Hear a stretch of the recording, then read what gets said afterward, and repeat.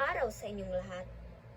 Madaling bigkasin ang kasabihang iniwan ng ating pabansang bayani na si Dr. Jose Rizal.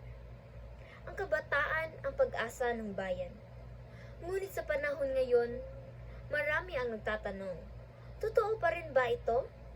Sa harap ng masuliraning kinahaharap ng ating bansa, katiwalian, kahirapan, kawalan ng disiplina. Marami ang nagdududa kung kabataan nga ba ay matatawag pang pag-asa. Kung titignan natin ang ilang kabataan ngayon, makikita natin ang ilan na nalululong sa bisyo, nakakulong sa maling impluensya at abala lamang sa teknolohiya na tila walang pakialam sa kapaligiran. Totoo, may mga kabataang naliligaw ng landas. Ngunit hindi ba't sa bawat henerasyon laging may ganito? Hindi ba't mas makatarungang makita rin ang kabilang mukha ng ating kabataan? May mga kabataang leader, estudyante, nagsusulong ng pagbabago sa kanilang paaralan. May mga kabataang aktibong lumalahok sa pagtulong sa komunidad tuwing may kalamidad. May kabataan ding masigasig sa pag-aaral, nagsisikap para sa kinabukasan ng kanilang pamilya.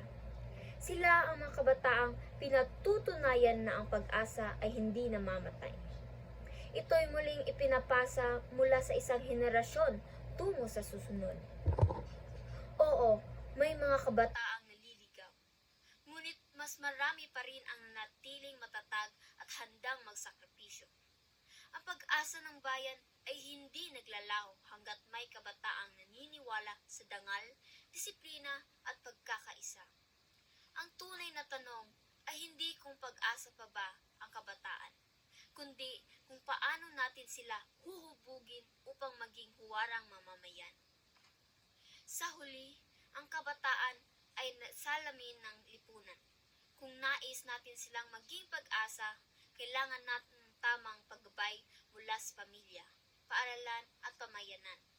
At kapag ang bawat kabataan ay namulat sa kanilang kakayahan at pananagutan, hindi na tanong kung sila ay pag-asa ng bayan, kundi katiyakan na sila mismo ang dahilan ng isang maliwanag na kinabukasan. Maraming salamat.